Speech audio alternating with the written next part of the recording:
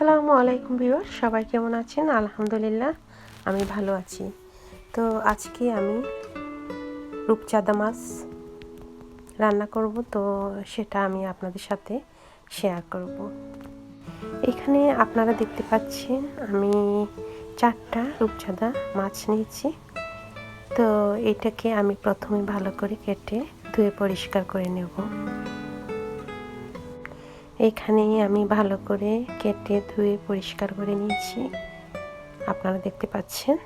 এইখানে আমি রূপচাঁদা মাছগুলোকে ভালো করে একটু লেমন এবং একটু লবণ দিয়ে প্রায় আধা ঘন্টার মতো ভিজিয়ে রেখে দিয়েছিলাম। তো আধা ঘন্টা পর আমি মাছগুলোকে তুলে নিয়ে তাতে আমি সামান্য স্পাইস সেট করে নিয়েছি। এখানে আমি দিয়েছি সামান্য মরিচের গুঁড়ো, সামান্য হলুদের গুঁড়ো, সামান্য জিরের গুঁড়ো, আর দিয়েছি একটু ধনের গুঁড়ো।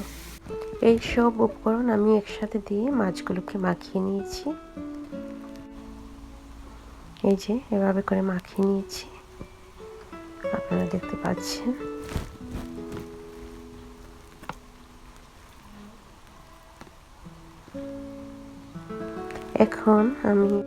এখন আমি একটি ফ্রাই প্যানে তেল দিয়েছি। তেল দেওয়ার পর মাছগুলোকে ফ্রাই করে নিচ্ছি প্রথমে আমি দুটো করে মাছ দিয়েছি।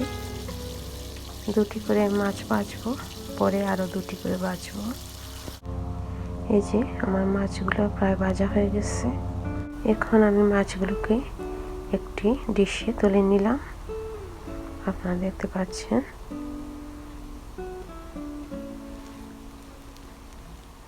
এই যে মাছগুলোকে আমি তুলে নিয়েছি।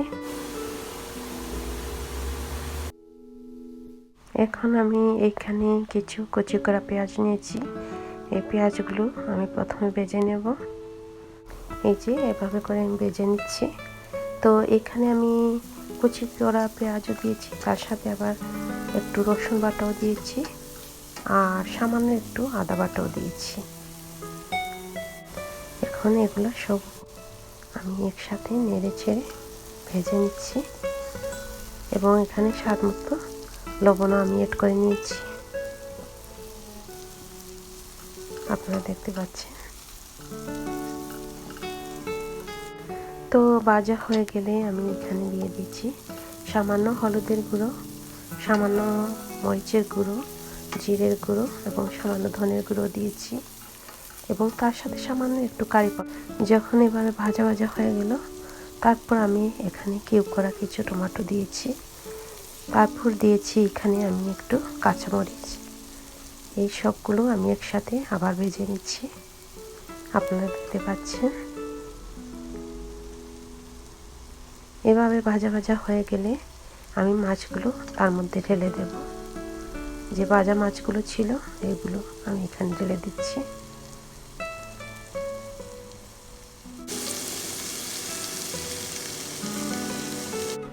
তারপর আমি একটি ডিশের মধ্যে মাছগুলো ঢেলে নিয়ে আর সব কুচি করা পেঁয়াজগুলোর উপরে গার্নিশ করে নিয়েছি। তার উপরে আমি সামান্য একটু ধনেপাতাও দেব।